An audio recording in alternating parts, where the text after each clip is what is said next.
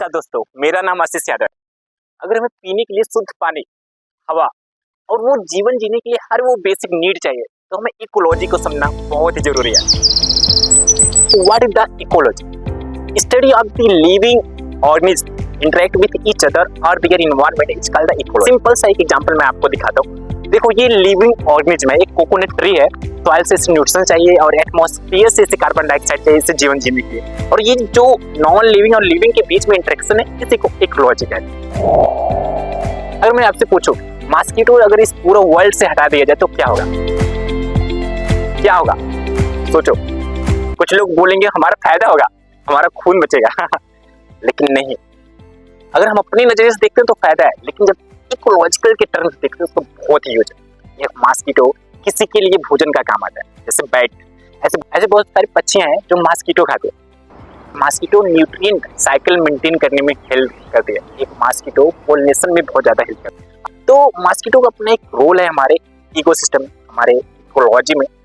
और ऐसी बहुत सारी चीजें, जीव जंतु, पेड़ पौधे जो हमारे नजर में कोई काम नहीं है, लेकिन अपनी जगह वो कहीं ना कहीं काम कर रहे हैं एज अ वर्कर इस इकोसिस्टम को बैलेंस करने के। मैंने अपने कॉलेज में देखा है कि जब कोई स्नैक निकलता है तो लोग उसे मार देते हैं, लेकिन जब हम ट्रेडिशनल फार्मिंग में देखें, हमारे जो किसान है ना, स्नैक को देवता मानते थे, गॉड मानते थे। क्यों?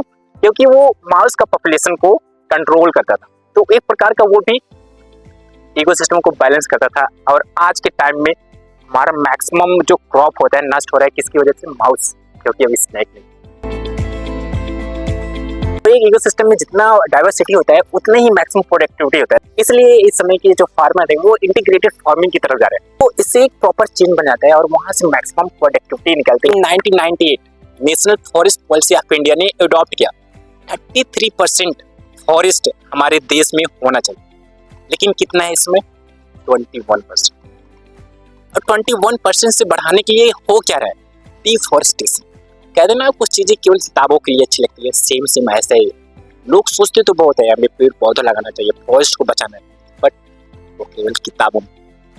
एक तरफ सरकार कहती है एक पेड़ माँ के नाम, पेड़ लगाओ, और दूसरी तरफ हंसदेव जंगल का हंसते हंसते कटाई हो रहा है। और यही ह्यूमन एक्टिविटी हमारे समाज और इन्वायरमेंट दोनों के लिए बहुत ही खतरनाक है, जो डायरेक्ट रिस्पॉन्सिबल है climate change, pollution, deforestation, biodiversity losses. और ये ह्यूमन एक्टिविटी हमें सिर्फ मास एक्सटेंशन की तरफ लेकर जा रही है, जिसका सिंपल सा मतलब है इस धरती का अंत। इसलिए हमें हर एक जीव जंतु, पेड़ पौधे की अहमियत को समझना होगा, क्योंकि ecology it not somebody work, it's everybody work.